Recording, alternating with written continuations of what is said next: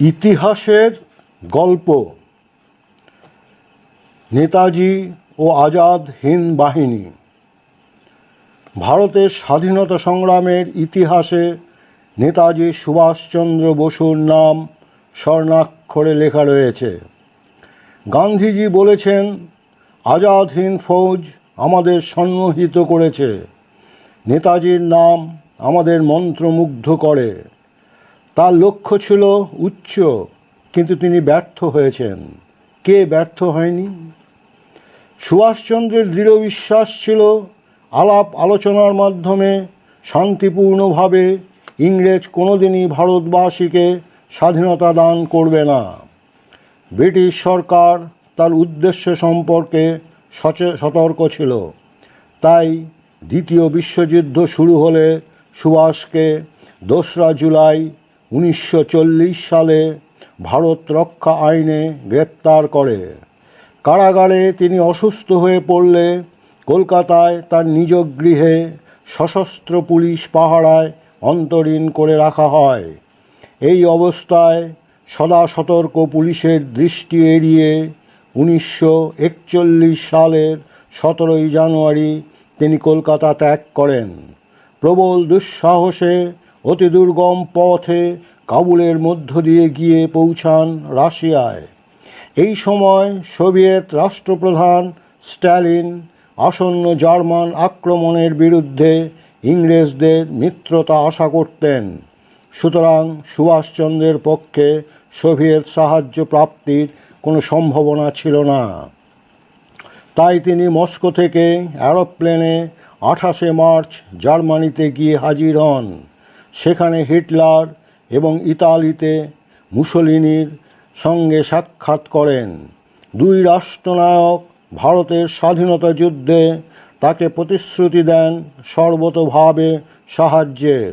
German সরকারের সহযোগিতায় 1942 সালের জানুয়ারি মাসে বার্লিনে আজাদ হিন্দুস্তান বেতার কেন্দ্র প্রতিষ্ঠিত হয়। নাম্বিয়ার নামে এক ভারতীয় দেশপ্রেমিক ছিলেন এর পরিচালক। সুভাষচন্দ্র সেখান থেকে নিয়মিতভাবে প্রচার চালাতে থাকেন ভারতের স্বাধীনতার পক্ষে। ডিসেম্বর মাসে জার্মানির হাতে বন্দি 400 ভারতীয় সৈন্যকে নিয়ে গঠন করেন স্বাধীন ভারতীয় লিজিয়ন নামে এক সেনাদল। এই বাহিনীর প্রতীক ছিল উল্লম্ফনকারী ব্যাঘ্র। এটাই তার আজাদ হিন্দ ফৌজের প্রথম পরিকল্পনা। সেনাদল সর্বপ্রথম তাকে নেতাজি আখ্যায় ভূষিত করে এবং জয় হিন্দ ধ্বনি দিয়ে অভিবাদন জানায়। প্রখ্যাত বিপ্লবী রাসবিহারী বসু তখন জাপানে ভারতীয় স্বাধীনতার জন্য সক্রিয় ছিলেন। তাকে পূর্ব এশিয়ার ভারতের স্বাধীনতা সংগ্রামের জনক বলা হয়। 1942 সালের 15 জুন তার সভাপতিত্বে ব্যাংককে দক্ষিণ পূর্ব এশিয়ায় অনুষ্ঠিত হয় ভারতীয়দের এক সম্মেলন। এই সভায় গঠিত হয় ভারতীয় স্বাধীনতা সংঘ। রাসবিহারী বসু হন তার সভাপতি। এই সম্মেলনে সুভাষচন্দ্রকে জার্মানি থেকে জাপানে আহ্বান করার প্রস্তাব গৃহীত হয়। 1942 সালের 1 সেপ্টেম্বর রাসবিহারী বসু আনুষ্ঠানিকভাবে সিঙ্গাপুরে গঠন করেন আজাদ হিন্দ ফৌজ। এই সেনাবাহিনী ঐক্য, আত্মবিশ্বাস ও আত্মোৎসর্গ, এই 3 আদর্শের ভিত্তিতে ভারতকে ব্রিটিশ শাসন মুক্ত করতে তৎপর ছিল। প্রতিষ্ঠাকালে মোহন সিং ছিলেন তার প্রধান সেনাপতি। 1943 সালের 23 জুন বিপদসংকুল সমুদ্রে সাবমেরিনে কয়েক হাজার মাইল পথ অতিক্রম করে সুভাষচন্দ্র জার্মানি থেকে এসে হাজির হন জাপানের রাজধানী টোকিওতে। জাপানের প্রধানমন্ত্রী তোজো তাকে সাদর অভ্যর্থনা জানান। জাপানি পার্লামেন্ট ইংরেজদের বিরুদ্ধে ভারতীয় মুক্তি সংগ্রামকে সর্বতোভাবে সাহায্যের নীতি ঘোষণা করে। সুভাষচন্দ্রের আগমনে সমগ্র দক্ষিণ পূর্ব এশিয়ায় ভারতীয়দের মনে প্রবল উৎসাহ উদ্দীপনা দেখা দেয়।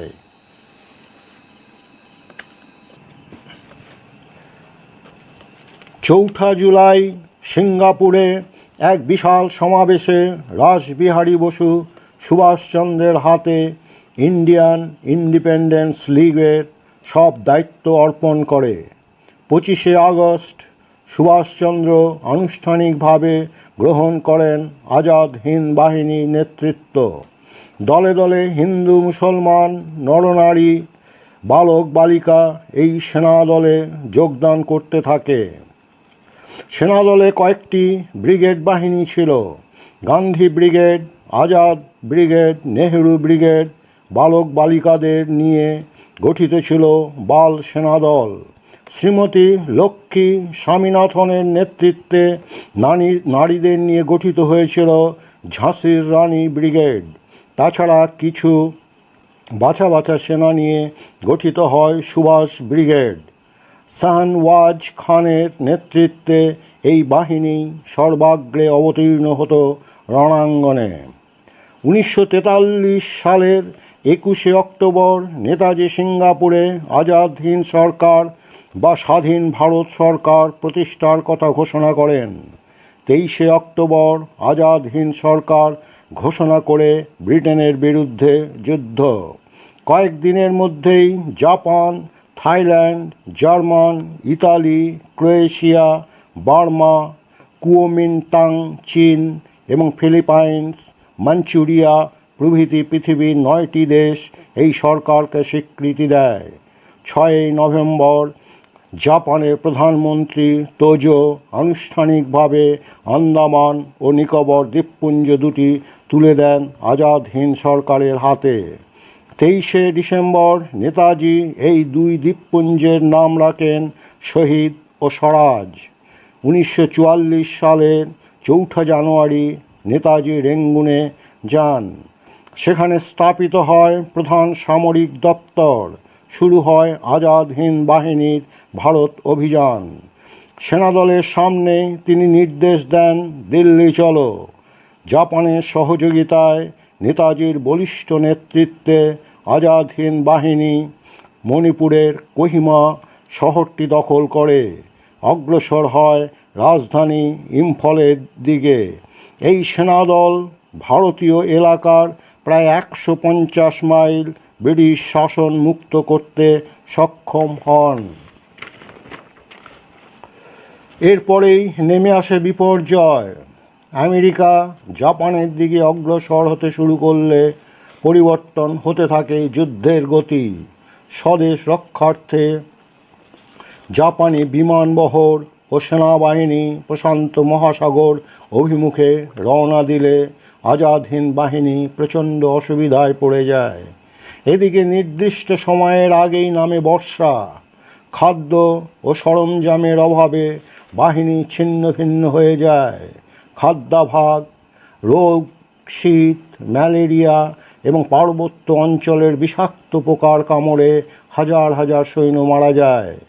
আমেরিকার 2টি পারমাণবিক বোমার আঘাতে হিরোশিমা ও নাগাসাকি ধ্বংস হওয়ার পর 1945 সালে 15ই আগস্ট জাপান বাধ্য হয় মিত্রবাহিনীর কাছে আত্মসমর্পণ করতে।